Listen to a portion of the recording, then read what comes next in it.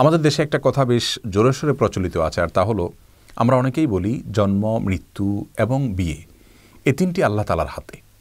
অর্থাৎ আল্লাহ রাব্বুল আলামিন এই তিনটা নিয়ে আছেন এবং এই তিনটা আল্লাহ তাআলার হাতে।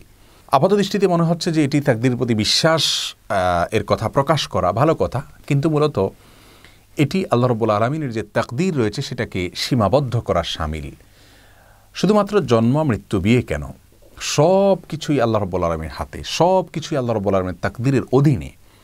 আমরা কি করব কি না করব আল্লাহ রাব্বুল আলামিন আগে থেকে জানেন, তিনি লিখে রেখেছেন। তার তাকদীর আমাদেরকে বাধ্য করছে ব্যাপারটি সেরকম নয়, বরং আমরা যা করতাম, আমাদের যে গন্তব্য, আমাদের যে কর্ম, সেটা আল্লাহ তাআলা আগে থেকে জানেন, তিনি লিখে রেখেছেন। তার তাকদীরের বাইরে কিছুই নেই। শুধুমাত্র জন্ম, মৃত্যু, বিয়ে কেন, আমাদের উপার্জন, আমাদের খাদ্য, আমাদের রিজিক, আমাদের সব বিষয়গুলোই আল্লাহ রাব্বুল আলামিনের হাতে।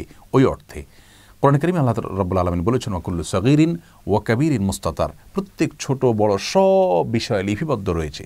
সব বিষয় আল্লাহ রাব্বুল আলামিনের জ্ঞানের অধীনে রয়েছে, আল্লাহ তাকদীরের অধীনে রয়েছে। বিধায় আমরা তাকদীরের কারণেই বাধ্য হচ্ছি, সেভাবে নয়, বরং তাকদীরটা শুধুমাত্র আমাদের বিশ্বাসের জন্য, আর কর্মের জায়গা আমাদেরকে ঠিকই পরিশ্রম করে যেতে হবে।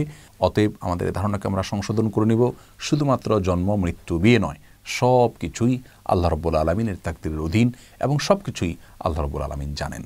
আল্লাহ তাআলা আমাদের সকলকে শুদ্ধ চিন্তা লালন করার তৌফিক দান করুন।